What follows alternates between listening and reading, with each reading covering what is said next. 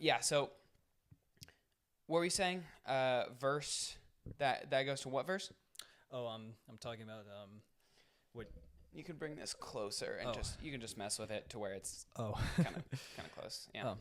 oh. I was talking about what Jesus says in Matthew chapter 5 verse 14 to 16, where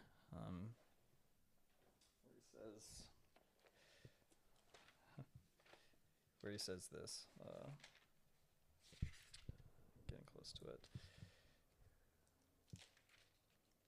Mm, yeah, here it is. It's where he says, "You are the light of the world. A city that is set on a hill cannot be hidden.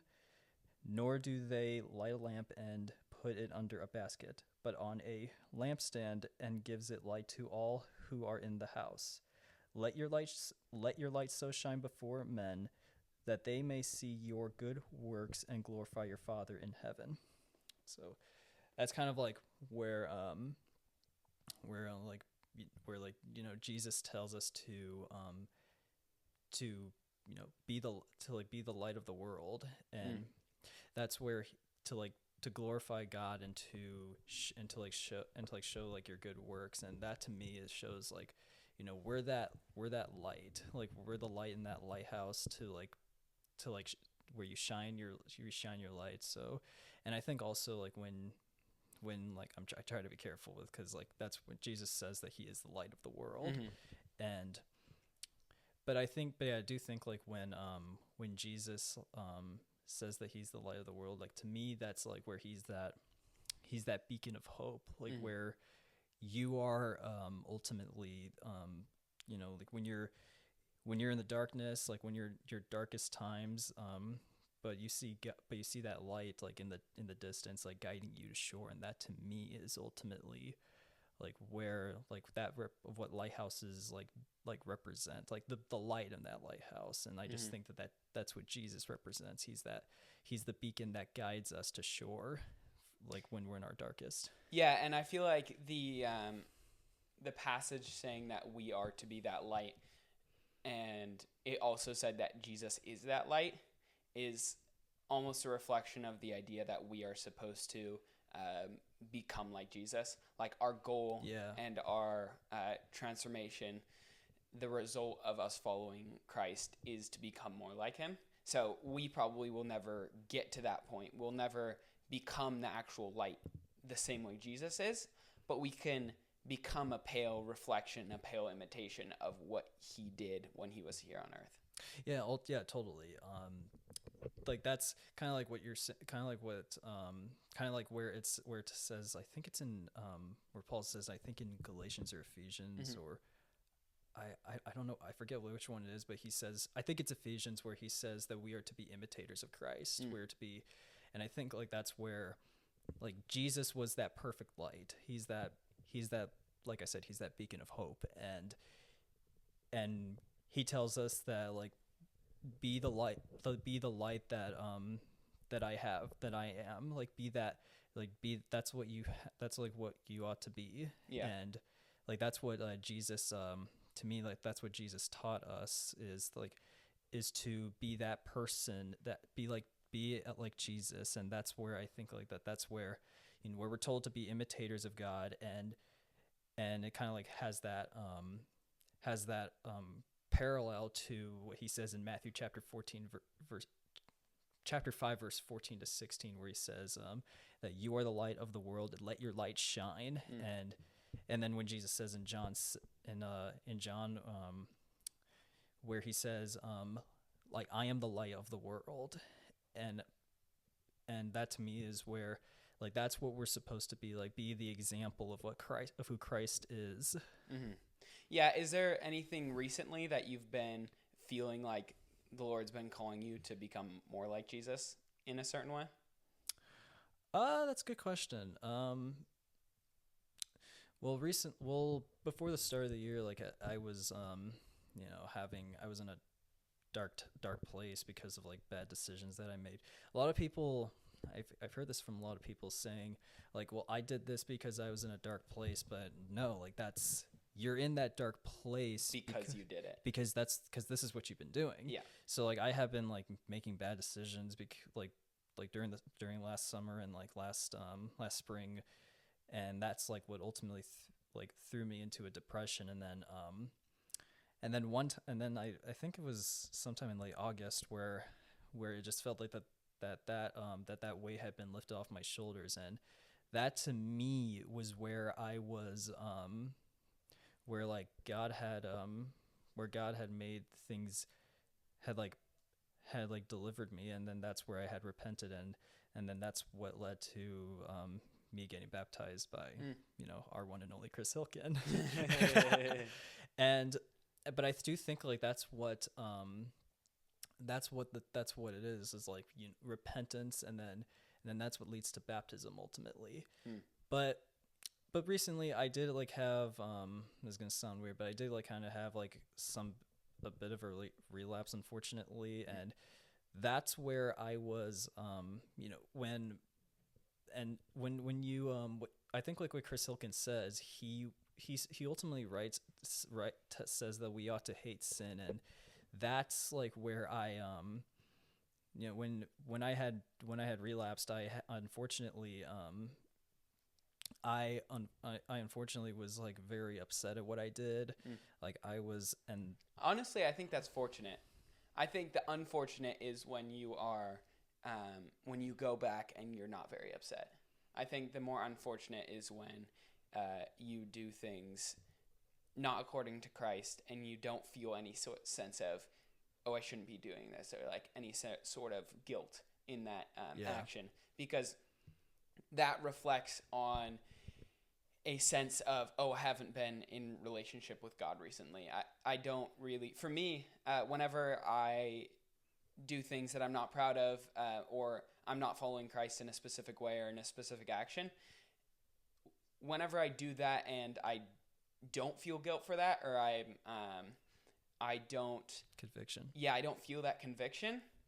It's most likely because I haven't been in good communion, good relationship with God, and I don't really see God as somebody I'm in like a relationship with and somebody that I'm hurting.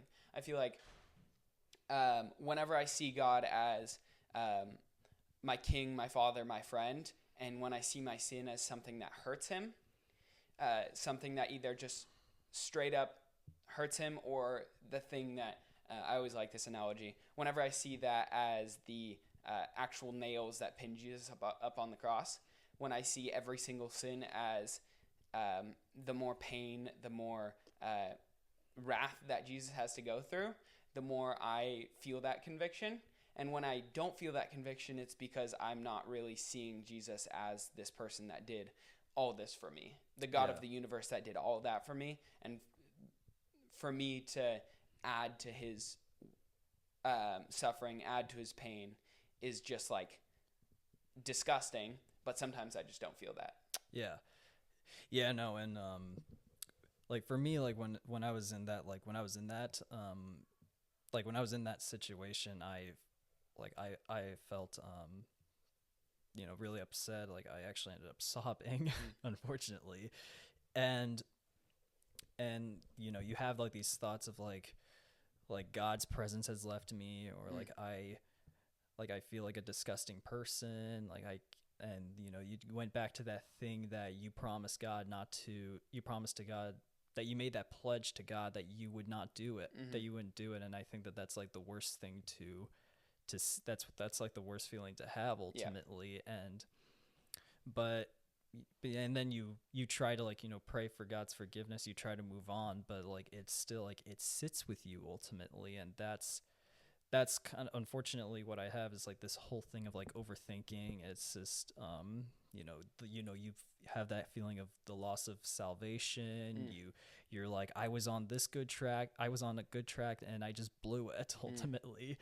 And ultimately I just, in that moment, I was like, I just felt hopeless in that moment.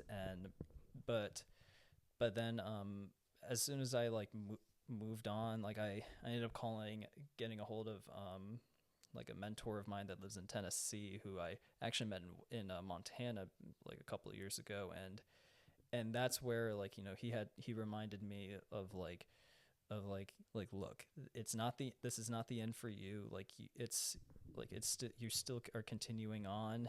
Like your salvation still remains intact. Your baptism is good, still stands, and that's like ultimately where sometimes you have to be reminded of who God is and who how and what Jesus ultimately did for us. Yeah, I feel like that all really parallels Peter's story. Yeah. In when Peter was during, I think it's the day Jesus was crucified, Peter said, no, Lord, I would never betray you. Like Peter promised, I will never do this. Like Right. I could never, this is my promise to you, Lord. I will never do this. I will never betray you. And then he goes and he betrays him 3 times. Right. And then immediately afterwards, he starts sobbing, which actually sounds pretty similar to your story. Yeah, totally. And obviously we know Peter ended up being the founder, one of the founders of the church, just one of the pinpoint reasons that the church exists today. Obviously Jesus is the reason, but but Peter's one of the most well-known, if not the most well-known of Jesus's 12 disciples. And he did that exact same thing where he said, oh no, I'm not going to do this, but still went and did it anyways. Yeah, I think that's when we were at chapel today. That's were you at chapel today? Yeah, it was great. She was very enthusiastic. I always love when people are when they're talking like this, or when they're talking pretty low, and then they crescendo it to then they get pretty ecstatic at that moment. And I think ultimately, the thing that she said, she said he allowed it to happen, and ultimately that's part of that prophetic that prophecy that had been made in the Old Testament, where you find in Numbers where Moses, I'm trying to figure out I don't know what chapter it is, but there's a story where it has that snake, that those serpents, where Numbers I'm talking about. Yeah, I don't know the actual number in Numbers, but yes, I do remember that story. Yeah, so, and I think that's ultimately what that prophecy, that's the prophecy being fulfilled. Mm-hmm. And that's where that was for when the Israelites had been for thousands of years, from the time of, not for thousands of years, from the time of when they were just series of them being unfaithful to God, and they were especially if you read in the Book of Kings and the Book of Chronicles, where they were just, all the kings did not live up to their father David. They did not live up to who he really was, and they just kept on being disobedient to God. And out of all the kings in Israel, both in Israel and Judah, only 2 were faithful. That was Hezekiah and Josiah. Josiah's story, in my opinion, is really astounding. It's 2 Kings chapter 22 to 23, where there's a story where the people are going through the temple, and this one of the priests finds a lost scroll of the Torah, and he takes it to Josiah, and he starts reading it to Josiah, and no one knows who it what scribe it was, but some people say it was from Deuteronomy. And what really as the priest was reading it, as the person who was reading the scroll was reading it, Josiah at one point ripped his robe in half, and that's where he felt that the wrath of God was kindled on Judah. And then that's where he he was like we have been disobedient to God. And why would him reading the thing of the Torah, is that just because like the Torah kind of pointed out some things that they should be doing, but then he saw his kingdom, he saw Israel, and he's like, oh, we're not doing this, or we're doing the opposite thing? That's, like I said, like nobody knows like what was being read, or Yeah. like what passage it was from, but it was clearly that moment where he knew that like we've been unfaithful to God, and like all and especially like everybody from all like the other kings before him were just disobedient to God, were very, very sinful. Like I think like one of the like there's a one of the kings to mention, his name was Uzziah. So Uzziah one time was he was doing sacrifices for him. He was like doing sacrifices, and he was and but was only meant for the priests to do. And ultimately God said like, no, you can't do that. And that's what the priest said, like, you're not supposed to do that. But he was like, nope, I'm going to do it anyways. And that's like where that's like that pride it says like he strengthened his heart. And then that's where Uzziah ended up getting leprosy, and leprosy in the Old Testament was a symbol of sin. And that's where he was, after he got leprosy, he was confined to isolation, and he ended up dying. And then another king, which was I think it was it was between Hezekiah and Josiah. His name was Manasseh. He was the worst. Like if you read about it, like he not only introduced idols into the temple, but he also instituted child sacrifice. And then to me, like what fascinates me about Josiah is like he does the right thing. He does not become like the world. And that to me is like one of those stories where that not a lot of people talk about, because you rarely hear people reading the Book of Kings and the Book of Chronicles. Yeah, I feel like we have a tendency to look at the actions of people and judge them as good or wrong based off of their actions. And I'm not sure if Kings, like First, Second Samuel and Kings, I'm not really sure they back that up as this is what makes somebody like a good king, a bad king, good person, or a bad person. Because David was terrible. Oh yeah, David was like an awful person. Like practically rapes Bathsheba, and then gets her pregnant and practically murders her husband, and like even just those things, you are like just an awful person by today's standard. And I mean, it's obviously pointed out by Samuel. I think it was Samuel. I was actually talking about this with my dad or my mom. Was Samuel the prophet when David was alive? Who was the guy who said like, here's a story about like one sheep, this guy who had a whole bunch of sheep, and he that he could possibly have, and he looked at some other guy's sheep, and he said, oh, I want that sheep, so he killed the guy and took the sheep. Do you remember that story he was talking to? Do you know which prophet that was? That's the prophet Nathan. It was Nathan in that one. Got it. Yeah, and he says, and then David says like I want to know who this person is, and I want to know who he is, and I want to bring him here. And then Nathan looks at him and he says, you are that man. And like I think there's a movie where one of the movies like where he says, wait, what are you talking about? And Nathan says, God has given you everything, like houses, wives, like all this. All you had, if you needed something, all you had to do was ask. But instead, you did this. This is what you did. So yeah, I feel like that might be a pretty clear reflection of our relationship with God. Is that we have the God of the universe residing within us.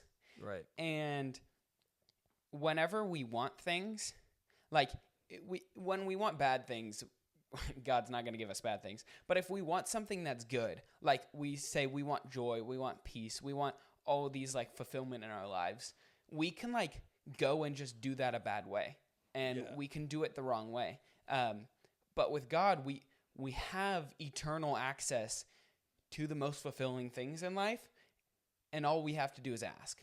Yeah. Like that's the big thing is we ask God and he gives it to us. Yeah. But sometimes we don't. Yeah, totally. Yeah, go ahead. No, you go. Yeah, I think as Jesus says, I'm trying to I gotta figure out, like, I gotta get my my sightings in order. But that's where he says, ask and it will be given to you. Seek the kingdom and his righteousness first. And I think ultimately where people are always like are always I think that I was listening to this one like motivational video from this one YouTube channel called Lion of Judah. It's really good. It's I would definitely give it a check out.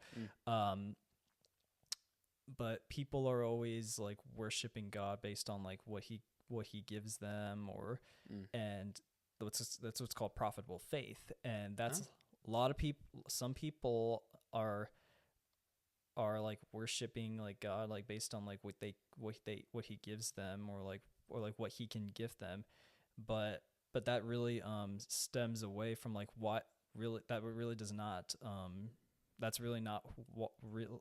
That's really not why God is. That's the reason. That's not how God is worshipped. Like we worship God for who he is ultimately, and also what he's done. Yeah, and also and I think a good example is when with Shadrach, Meshach, and Abednego, they basically said to King Nebuchadnezzar I'm trying to figure out like what they said. They said to him, if you we will not bow down to your idols, like we only worship God, and if he doesn't deliver us, if we don't get delivered, we're still gonna worship him no matter what. And I'm trying to figure out like I don't want to have to pull this out. Yeah, let's pull it up. And while you're doing that, I just think it is definitely part of our culture to, like you were saying, to worship God for the things that he can do for us, like that he might do for us in the future if we like worship him, if we talk to him and all that. But not enough people know that there is a possibility, and a very real possibility, of God not granting you the things that you wish for, like doing the things that you want. And in my opinion, that's because God knows reality and you better than you know yourself in reality. So if God doesn't give you something, or God doesn't do something the way you expect, that's just because we are temporal Newtonian bound beings that don't know the expanse of our universe in this moment, much less the universe in the future and in the past. Like we have such a limited knowledge compared to God that our conception of what is good, what should happen, is like like we should not be saying, "Oh, God didn't do the right thing," because who are we? It's like in Job's passage,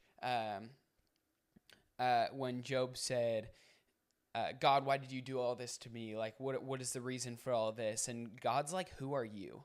Like, who are you, you infinitesimal being, to even try to grasp the nature of the cosmos?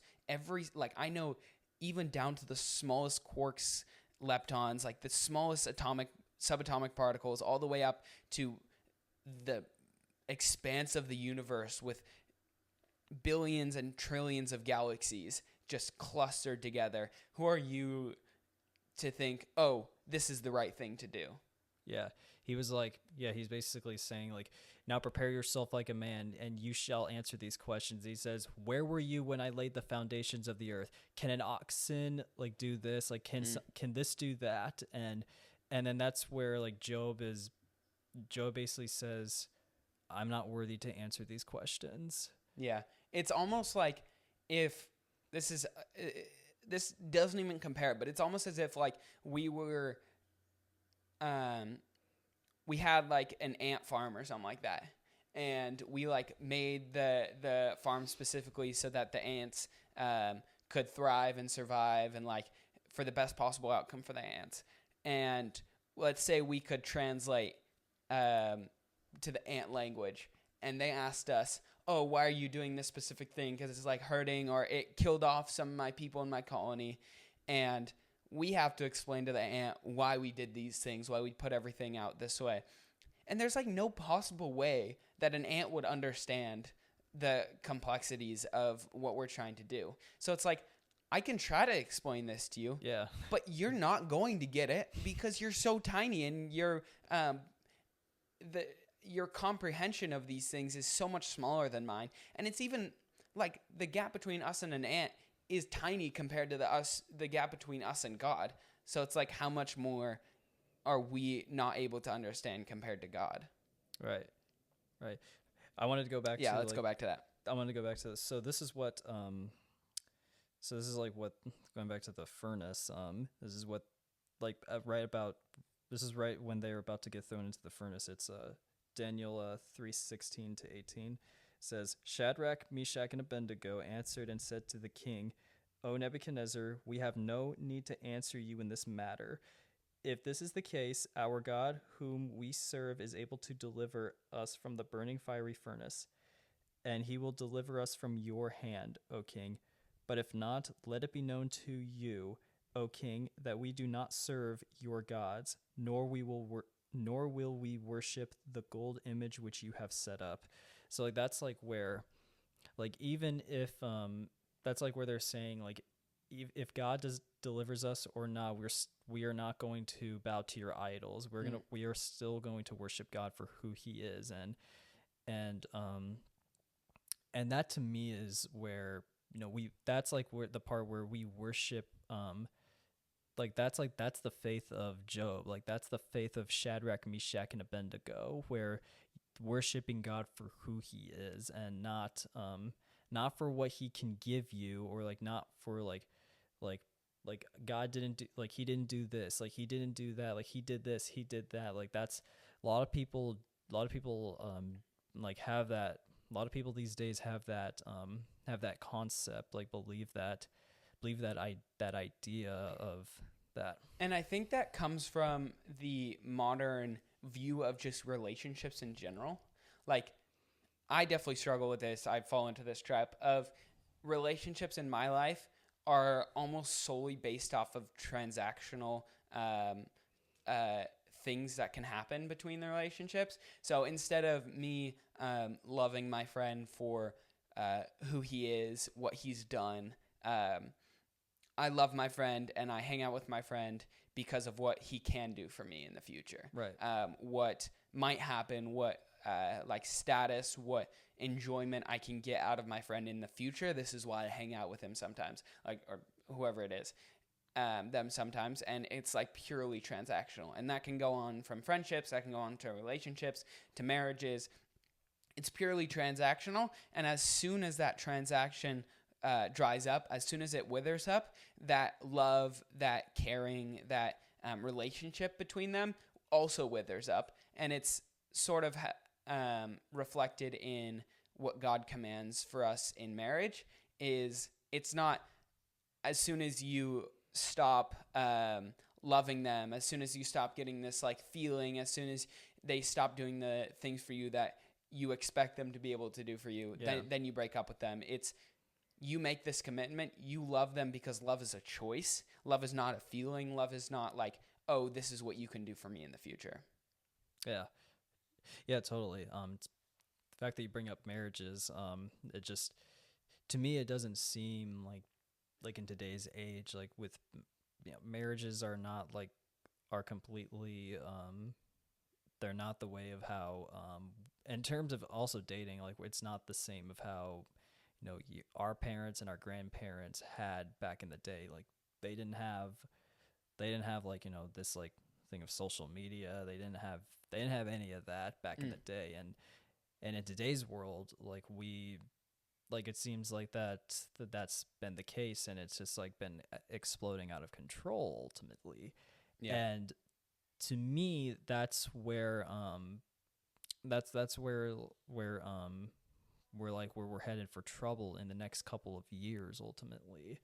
And like I've been coming across like numerous studies where it's showing that like in terms of population that we might be like population might be declining. Yeah, we're definitely on a population collapse, which is weird because for the longest time we've always grown up thinking, oh, the earth is overpopulated. Yes. Like we're gonna run out of materials, we have too many people. That's like the classic thing that everybody grew up thinking, because it's like, oh, like less people are dying because we have advancing technology, so therefore and people are living longer, so that means we should be having more people on Earth, which is like, okay, that makes sense. But there's this weird thing where the more prosperous a country gets, the like higher the GDP Yes. of a country, people just stop having as many kids. Yep, that's it right there.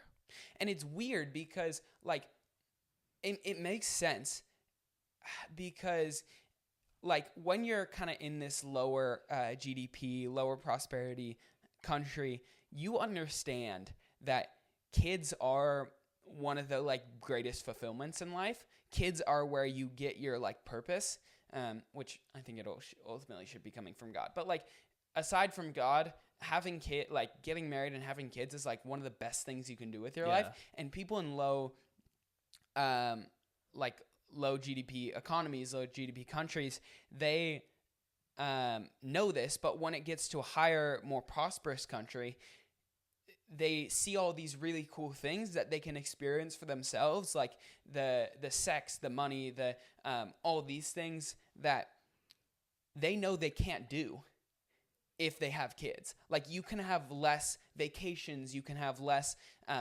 sex, you can have less all these like cool things. You have less money if you have kids, and people are like, oh, I like this. Like I got a small taste of this because we're in a well-off country. I got a small taste of this, and I don't want that taken away from me. If I have kids, I know that's going to be taken away from me.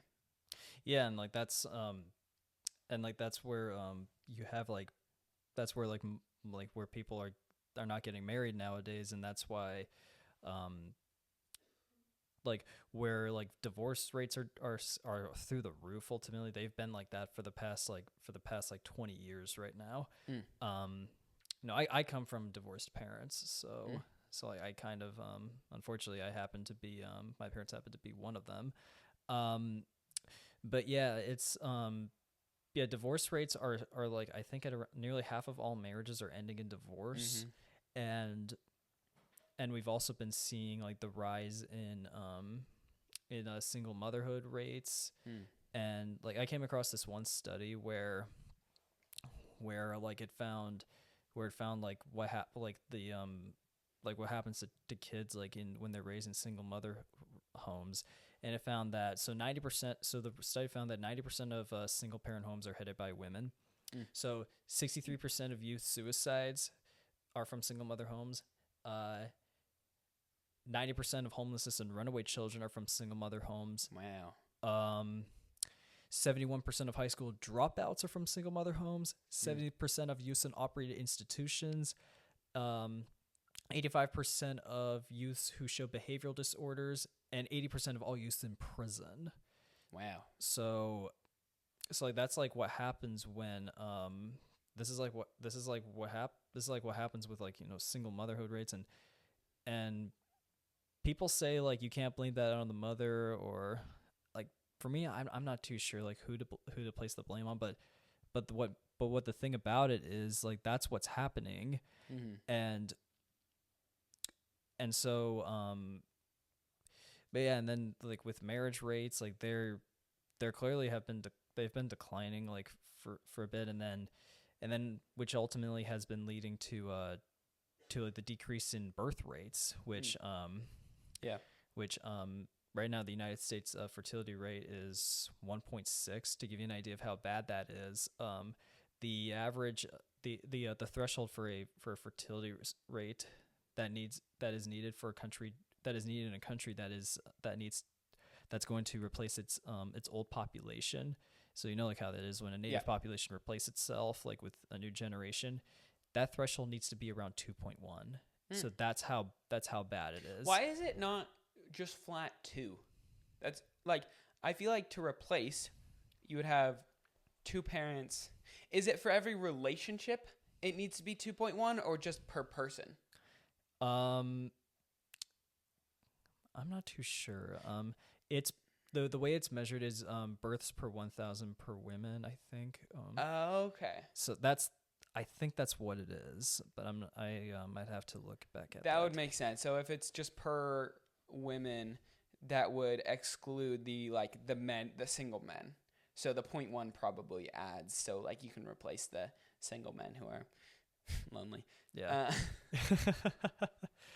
But yeah, that's but it's not just happening in the United States, it's happening all across like the Western world. Like Japan is one of them. Japan obviously has good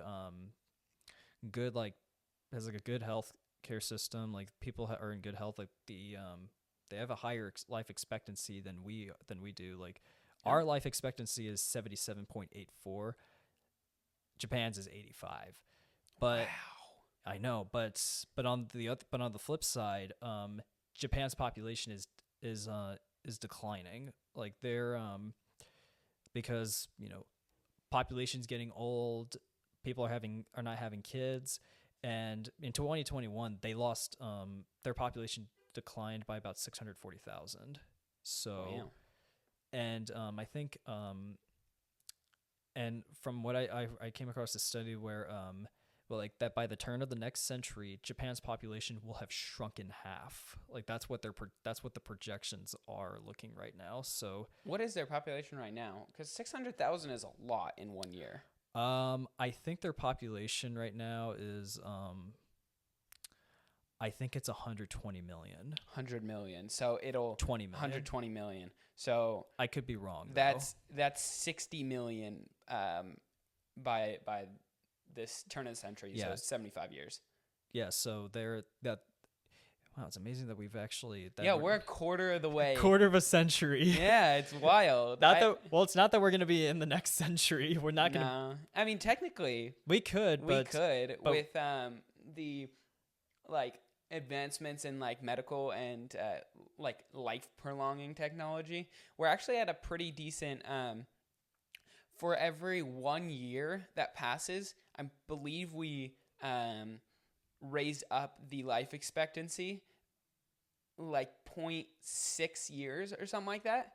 So if there's this thing called a life escape velocity, to where like if we raise the life expectancy by a year or more every year, that means like as soon as I get like if I go from 25 to 26, the life expectancy goes from like let's say it's like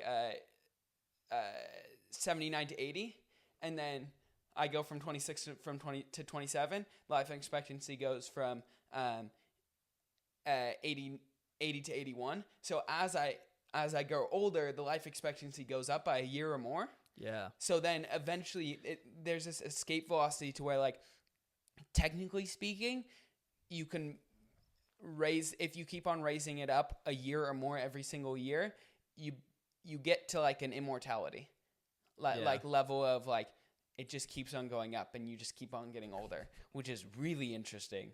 I don't know if it's actually possible because I actually don't know. So there's this the verse in Genesis talking about like I will limit humans' years to 120. Yes.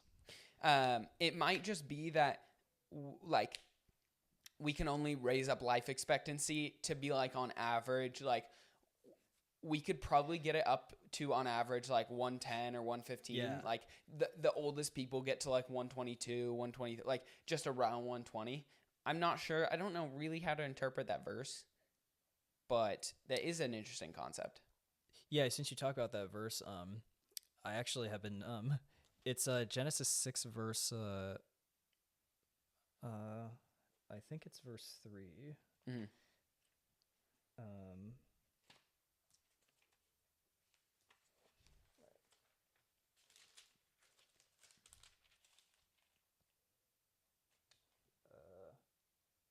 Okay, here it is. It says Genesis 6 verse 3, and the Lord said, "My spirit shall not strive with man forever, for he is indeed flesh, yet his days shall be 120 years."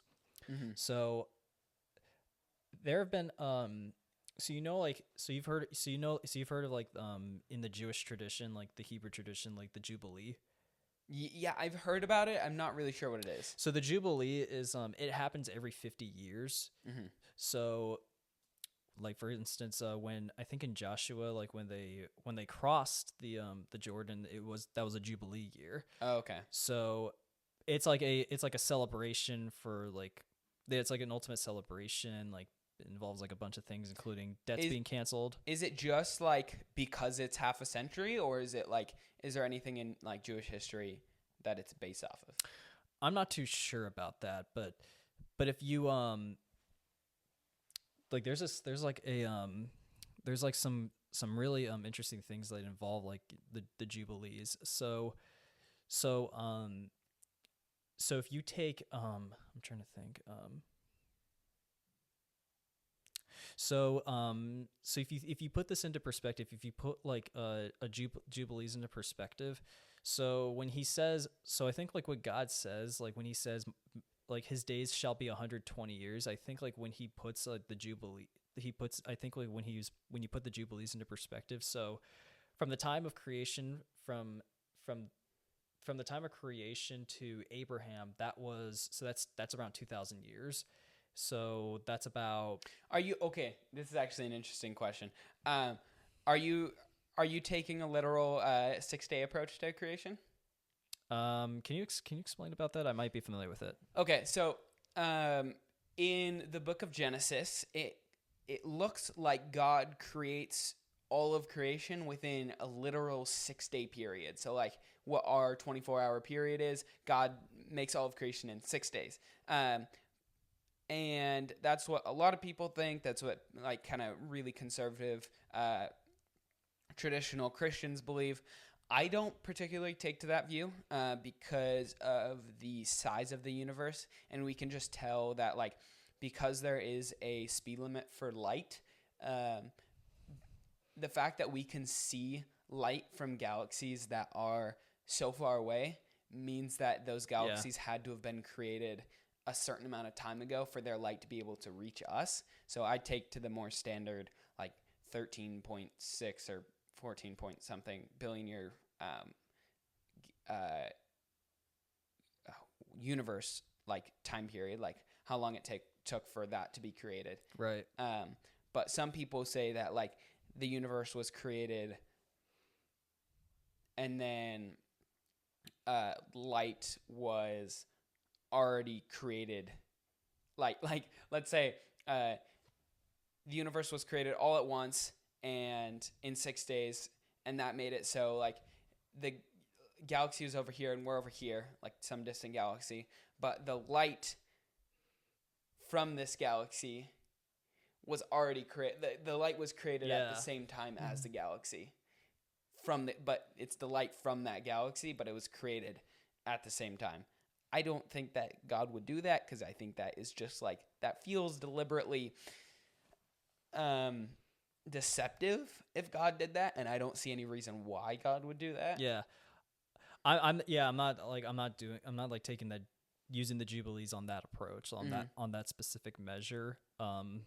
So the measure that you use, so from the time of creation to Abraham, that's 2,000 years. So are we saying time of creation, like, so the time of Adam?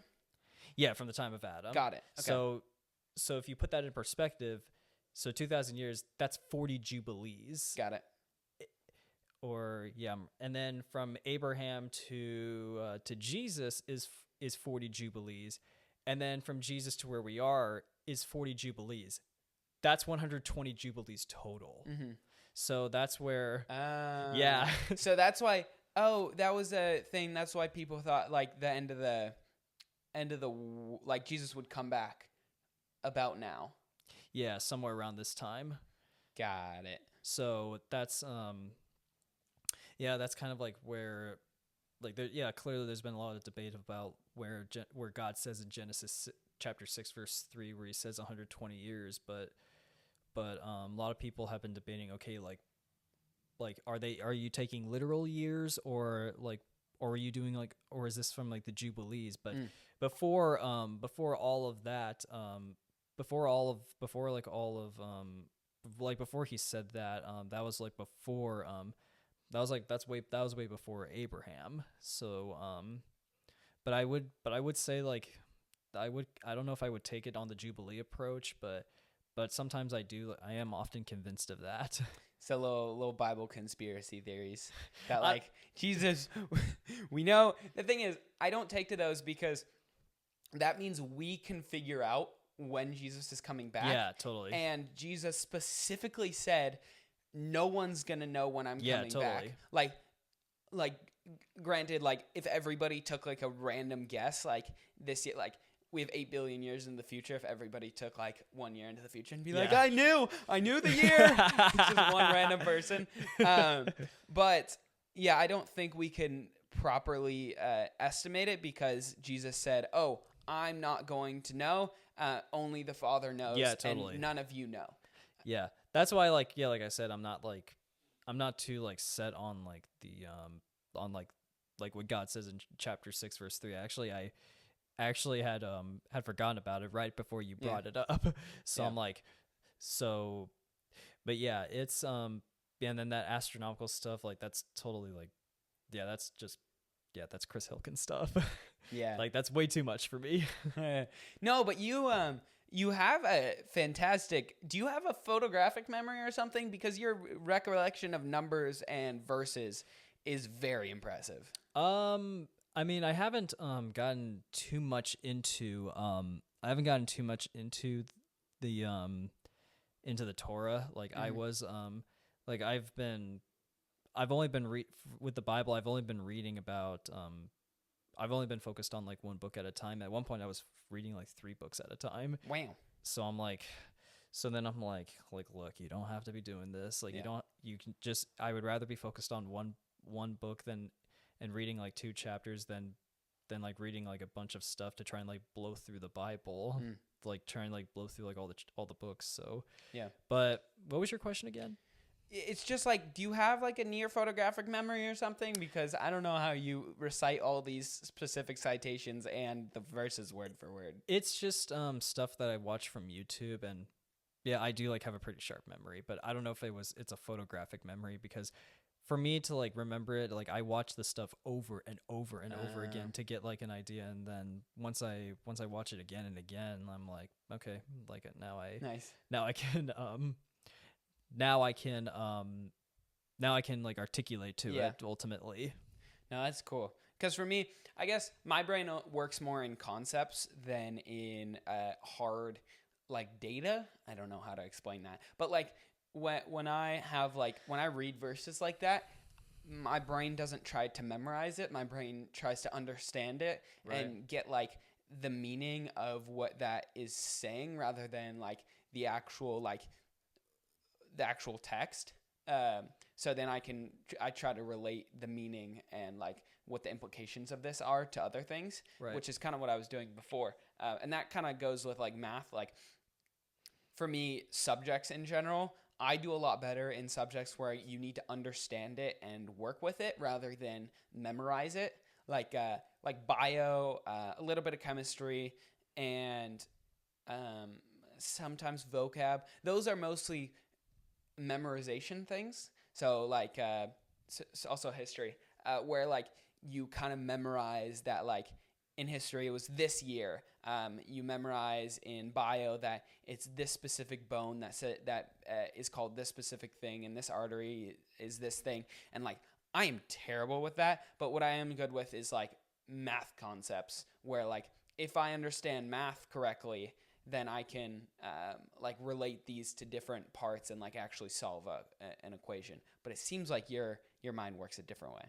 Yeah, I think that's I often like for me it's I'm more of like a person who obviously like good at like historic things ultimately,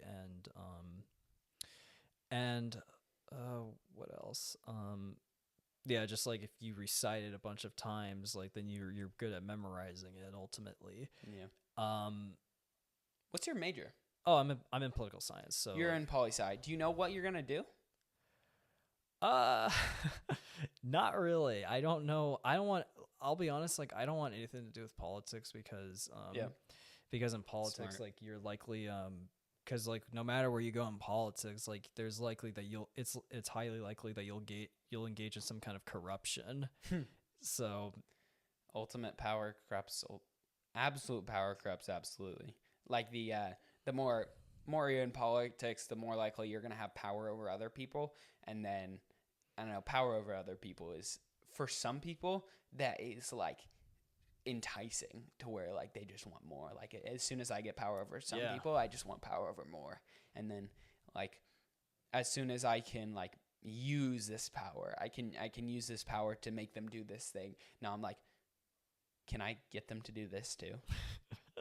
Which is kind of a conspiracy theory behind like some people with COVID. Is just like, could I get them to wear masks too? Like outside, could I get them to like freaking like stand 6 feet apart constantly, wear masks even when they're outside? Can I get them to shelter in their homes, like do practically nothing, waste away? Like, do I actually have that much power? Do we actually have that much power? And it's just like, I'm not sure if I believe that, but like I could see that happening. yeah, they're just like, yeah, just go ahead, you can do that. Yeah, no, it's wild. I feel like you maybe research because what works well with a mind that is focused on like details and knowing a lot of information. I feel like you could be a good I was gonna say how's your public speaking? I mean, well, when I'm by myself, like I'm pretty good at it. Like when I'm by myself, I'm always like, doing this and like doing these gestures. But when I'm like speaking in front of like a bunch of people, I'm just like, and it's like that stage fright that gets to you ultimately. And you're just like, shoot. Yeah. The what I think might help you. So there's two things. I think there's these two things are the two sole things that actually there's three things that will help somebody become a better speaker. It's learning from other people, learning from yourself, and experience. Right. So learning from other people, there are people on the internet who are fantastic public speakers. Like the chapel speaker today, like immaculate public speaker. Yeah. Like she knows how to sway an audience. She knows how to captivate them. Like there's this thing in public speaking where when you're really passionate about something, you talk really quickly and you get into this. But when you really want to slow down and talk about something important, you can lower your tone and lower your rate of speech, and people think it's important. Yeah. See, even just as I did that, you kind of feel the gravitas of what the person is saying, even if they're not talking about something you really need to know about, or that you might not find to be super important anyways. But she did that really well, where she would go really, really quickly, and then she'd slow down on the specific points. Totally. And that's what I've learned from just doing my own research into public speaking, is the way you talk. That's a really big thing for captivating an audience, and then for bringing them on the specific things that you want them to take out of it. And I don't know, you got to rate of speech. You got to vary how loud you are and then how quiet you are when you get down here. And there's also baton gestures, which is like kind of open stance right here. Open in general kind of portrays confidence, but then there's also baton gestures to where you're specifically moving your hands to the beat of what you're saying. So that people, I'm not really sure what it does, but it kind of gives people a rhythm to follow along with. And she did that very, very well. She's phenomenal. And then there's just like practically everything she did is stuff I've learned that you need to do. And you can know that, but you're not going to actually do that unless you watch back your stuff. So let's say I want to be a good public speaker. You got to know what you should do. And then to actually make sure you do it, you record yourself. I think a 5-minute speech is pretty good. Just record yourself, watch yourself talk just for 5 minutes. And then you go back, look at it and see what you did. See if you did the things that you know you should be doing and you didn't do the things that you know you shouldn't be doing. And that will make sure you're kind of, you pick up on the things that you should and shouldn't be doing and then change that the next time. And then the biggest thing for a lot of people is stage fright, and that is solely repetition. That is solely just like blunt force going through and getting on stage in front of people and just talking. And the more you do it, word salad. Yeah. It can be anything, but like the more you actually get in front of people and the more you talk, it's like a skill to where you're just nervous because you haven't done it before. But the more you do it, you're just like, oh, this is comfortable. I know this. I'm not scared of this because I've done this multiple times and it has gotten great results before. Like I haven't been mocked. I haven't tripped over myself. I haven't fainted on stage. The more you do it, you're just like, oh, actually, I'm not scared of this because I know this. I've experienced this before. And that is how you become just comfortable on stage. But then the other ones are just skills you build. Yeah. Yeah, no, she was definitely she definitely was, the way she delivered, definitely the same way how Chris Hilkin delivers. Like, but the funny thing is, like, I always love when we were, like, when he gets up on stage, he's always like, all right, if you have your Bibles out, we're in Romans. Yeah, and I think, honestly, sometimes I don't love the way, I love when he starts out his, have you ever been to just a normal church service? Like a Sunday morning church service with Chris? Yeah. I was there last week when we were talking about James. Yes. So he usually starts out those with his hi, which people come back with an hi, like just to kind of go back and forth. And what I like about that, which is really underrated, but it's really good, is it's like a oh shoot, have you ever watched The Office? Bits and pieces of it. Okay, so there's this episode where Jim, for prank on Dwight, he does this every single time he clicks his screen, it makes this noise, and then he gives Dwight a mint, and it trains Dwight to always want a mint whenever he hears this noise. So at a certain point, Jim clicks it, and Dwight hears the noise and he's like, oh, mint, for some reason, I just want a mint right now. And it's totally subconscious. And it's just like a switch in his mind that he needs to do this specific thing. And I think with Chris, with his hi, it's a subconscious switch to the people that, okay, the message is starting. Okay, I need to start listening. And that is fantastic. But I don't think he does that in his young adults all the time, which I've noticed for myself. I'm thinking about things, and then Chris starts talking, and then it's a few seconds or a minute or so in, and I realize, oh, I should be paying attention, and then I'm already like slightly lost. But when he does that trigger at the beginning, it's a really easy, okay, now I'm locked in. Now I'm ready. Yeah. And he does that really, really well. Yeah. No, he always he talks like this, like sometimes, and then he'll talk like this, and like I think that's what I like about like the way he speaks. He's and you know, he's, you know, good at joking. Like that's, to me, that's like a way I would talk ultimately, is just yeah, it's just, and not just like talking in like a the same type of voice, like the same pitch, where I'm like, hey, like this is not what I'm doing, like that kind of thing. Yeah. Yeah. But yeah, ultimately, you know, what I like about Chris is he's always are you good on time? No, you're good. You're good. I'll let you know. So when he's always what I love about him is, like I said, he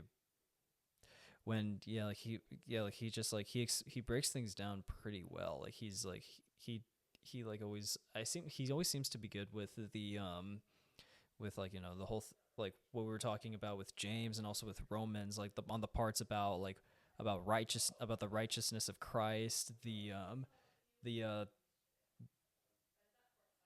is that someone over there? No, you're good. These mics are good. They barely pick up outside sound, and we could probably slightly hear it, like Josue coming out of the door. Yeah. But yeah, no, these are pretty good with just catching up, getting the close stuff, and not getting Sue's flossing. Yeah. But so with what Chris Elkin does, he's always he's always like this, like up and down. Yeah. And that's what I enjoy about him. Yeah, and it's hard for us just in general to really relate to a flat whatever it is. Like in any sort of media, if it's not varied and it's not changing, then we have a hard time liking it, focusing on it, and paying attention to it. And that is with a lot of things. So like a movie, for example, if a movie is just like the same kind of beat, the same emotion, the same speed all throughout, whether that be like really fast paced the entire time, you're just like overwhelmed, and right. It's just like in your face, and you're like, oh, holy crap, like I can't pay attention. But at the same time, if it's slow and it's like it's just like quiet and slow the entire time, it's hard to pay attention because you just get bored. You're just like, what the heck? Like my mind just wanders. But Chris, and with public speaking, if you vary it, you're like, you have the fast pace to where like, okay, this is engaging, this is intense. Then you have the slow down to where like it lets you rest. But because you already have the fast paced, you're able to rest and get enjoyment out of the slow, out of the like less loud stuff there. And I think that works. And it makes for a better, like an easier listen. And I think some people have a problem with like good speakers being in the pulpit or being the pastor, because they're like, oh, like God, like preaching out the Bible should be captivating enough. But that's not what happens for everybody. And it, like, your message it can be good, but like not understood because you're not captivating. It can be like a phenomenal message, but if you're not a good speaker, nobody's gonna actually understand what you're saying, and nobody is going to like get out of it what you believe that God wants them to get out of it. Yeah. Yeah, the thing about Chris is like he reminds me of the way he speaks. Like, I know we're talking about him a lot. Oh, I love Chris. If I could compare him to the way to someone who delivers the way his delivery is, I would definitely compare him to Vodi Bakum. Because if you listen to who's that? Pastor, he's he definitely has the he definitely has that kind of like crescendo thing, like when he's talking about like a very like important topic. Like I watched this one video where he was talking about like the gospel and like the meaning of it, and like there's a part where he says where like he's talking pretty loud, where he raises his voice, and he's like we all crave justice, but here's the problem: if God gave all of us justice, we'd all die. And then that's like, and that to me is like kind of how the way Chris delivers is he always, when it's like a very like important topic, like when he gets to like like a pivotal part, like that's like where he puts a lot of emphasis on that subject ultimately. Yeah, and like if you don't do that, if you don't slow down for the important stuff, people are just going to miss it. Because like there are people who can lock in and pay attention to 100% of a sermon, but like not everybody can do that. Like listening is really hard for a lot of people.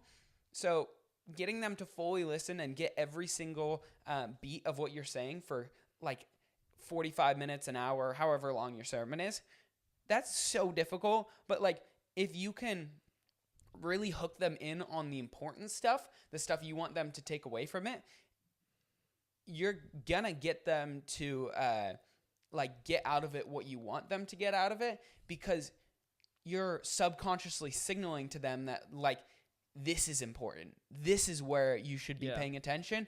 And you could have been paying attention to other stuff, but even if you didn't, I'm going to re-break it back down so that you know that this is the core aspect of what I'm trying to tell you. And if you're going to get anything out of this message, get this thing right here. Yeah. So I remember like one time, so you remember like that one time where Chris was talking about like, so what's like the opposite of faith? Like, you remember that? And someone said doubt. Yes. I might have watched that one online. I can't remember. Yeah, I don't know if I was at that one. Someone said doubt.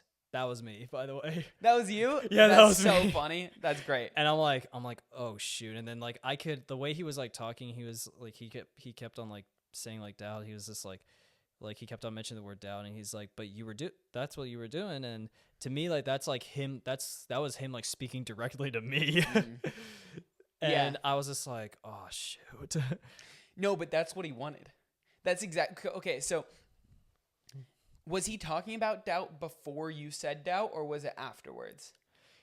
Afterwards. Oh, okay. That's like, it's where he was like, he said, so what's like the ultimate, what's the opposite of faith? And he paused, and I thought it'd be a good time to chime in. I was like, doubt. And he heard it.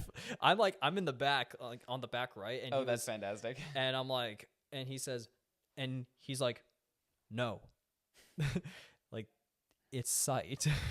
Yeah, I love that because that's exactly what he wanted somebody to say. He wanted, you were the vessel for what he desired from the crowd. You were the vessel for the crowd. And what his point was trying to say was that most people think it's doubt. Right. That the opposite of faith is doubt. And as somebody who is like an intellectual, you kind of have to doubt. Like doubting is a very core, essential aspect to finding out the truth, because as soon as you just accept everything as fact and you don't doubt anything, you're just going to come to a whole bunch of wrong conclusions. And that's not what he wants you to do. Right. But doubting is like an essential aspect too. In my opinion, I think doubt is an essential aspect to actual Christian faith. I think we should be doubting, but I think we should have faith even in the doubt. Like, a lot of people think that faith and doubt are a dichotomy, that they can't come together, that they're opposites, and like obviously you can't have one with the other, or else like they'd just be like the middle. But if you have faith in the doubting, that's actually possible. And I think that's what Chris was trying to get at, is that you can doubt, like, oh, I don't think that this is real, but I have faith. Like, I have faith in Christ that even though I doubt this, I'm following him. I'm still like leaning on him. I'm still basing my life off of this, because of, even though I haven't seen it, I still have my faith put in this person, in this being of Jesus, in this being of God. Yeah. What the one of the things that like that he talked about, and it was like when when we're sinning, like we're this, and like we're all sinners. The way, like, I like the way he put it. He said like so he basically said, like, when you like sin, like when like God takes like the punishment, the wrath that you deserved, and instead of putting it on you, he then turns it to Jesus. He puts it to the cross. And I think that that's ultimately I would definitely that's totally understandable of like of what that is, because you and I both know, Jesus lived the life that we were supposed to live, and died the death, and he took the punishment and died the death that we deserved, so that through him we are wait, how much time do you have left? You're good. Let's go. I'll let you know. We probably have a few more minutes. Okay, cool. We yeah, like but through yeah, even as he says in chapter, as Paul says in Romans chapter 5, I think it's verse 8, where he says even though God shows his love, that even when we were sinners, gotta get the wording right, when we were sinners, Christ died for us. And to me, that's and Paul then says in Romans 8:1 that through the Spirit, like, we have no condemnation, and through him we are through Jesus Christ. So we are perfect through him. Like, we're not perfect through ourselves. We are perfect through Jesus Christ, the one who died for our sins. God manifested in the flesh, obedient on our behalf, and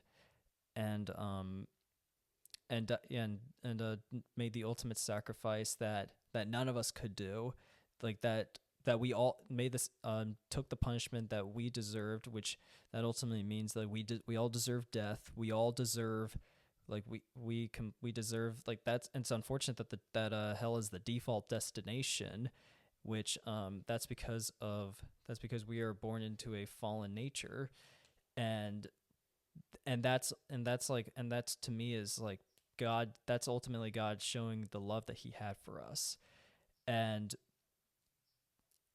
through him, like, we are through faith in him, through faith in his sacrifice, God declares us righteous in his sight. He declares us we are sanctified through him. And to me, that to me is what reminds me of that is 1 John. Like, 1 John reminds me of that ultimately, where says that we may know that we have eternal life, that as through the famous verse of the forgiveness of sins, that if we confess our sins, that he is faithful, that he will cleanse us from all unrighteousness. And one of the theologians, John Wesley, he was John Wesley loved 1 John. He was, and I can understand why he loved 1 John, and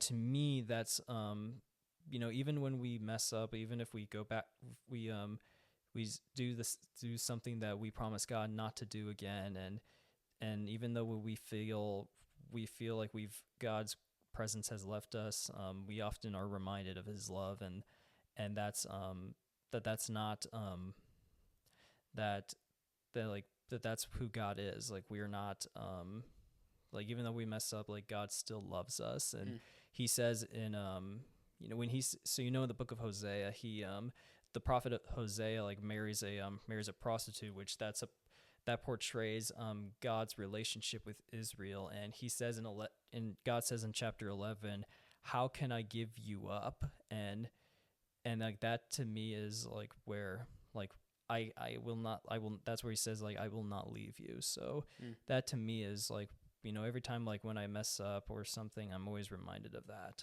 ultimately.